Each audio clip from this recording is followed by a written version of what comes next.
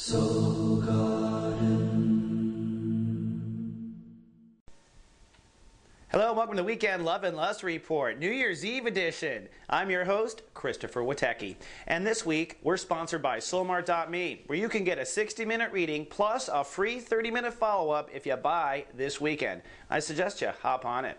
And this is my public service to humankind, telling you who will be the great dates on New Year's Eve and who will not be the great dates. In fact, let's just cut to the rainbow to the great dates, starting with the Libras. That's right. Actually, the Libras are in a moment of temporary sanity. The moon is moving into their 7th house, and out of all of their havoc, there's suddenly a great date. Perfect if you're in love with the Libra, actually.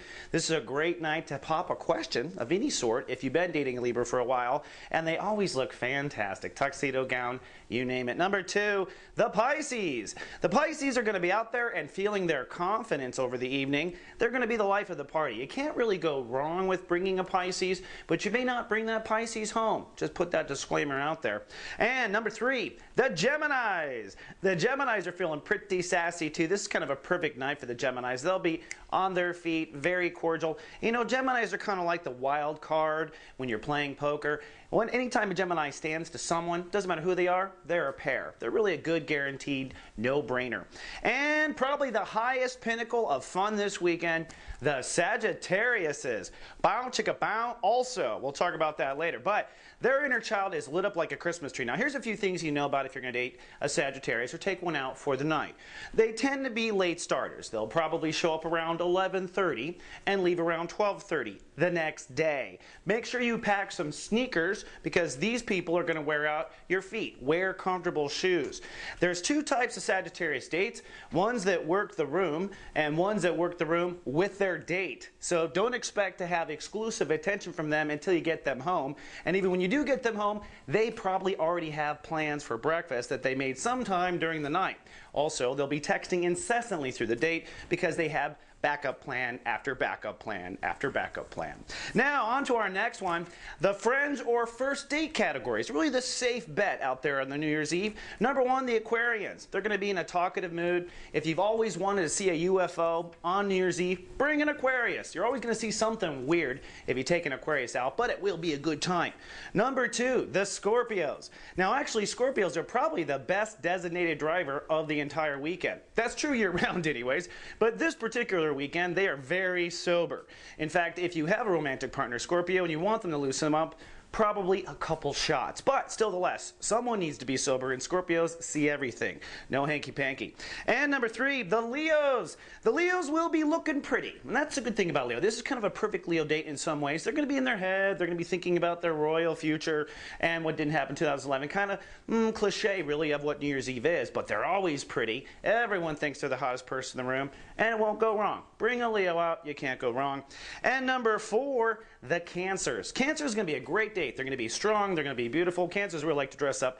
Here's something you probably don't know about Cancers. Glug, glug, glug. That's right. They do like to drink. Sometimes they think the wild sea is made of red wine. So definitely get their keys early in the evening. Now to our next category, the Netflix New Year's evening. That's right. Some signs will not be on the town.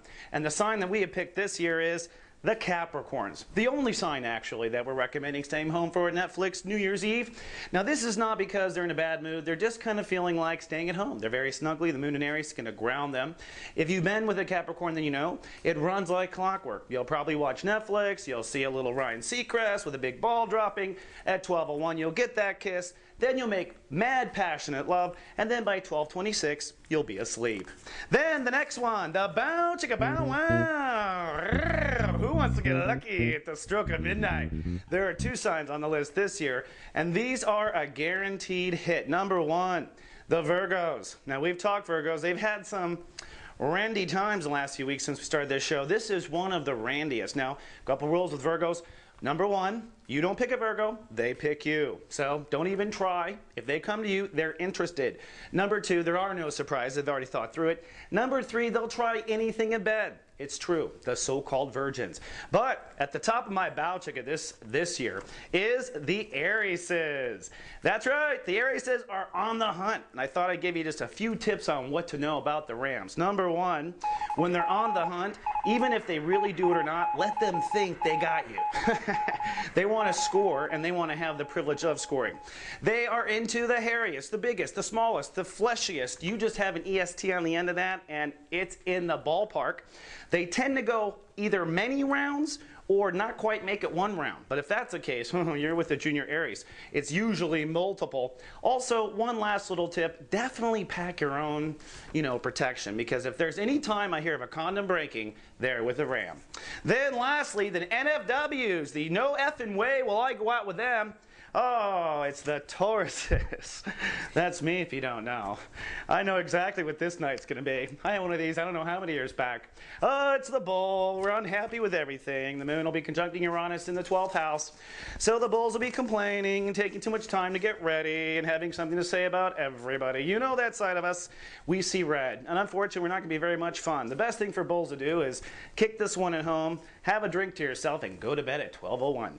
All right. I will see you Earthlings next year, and I hear it's going to all go in the toilet, so we'll have to see. You have a safe New Year's, and make sure you come back. I love you, and live, love, be.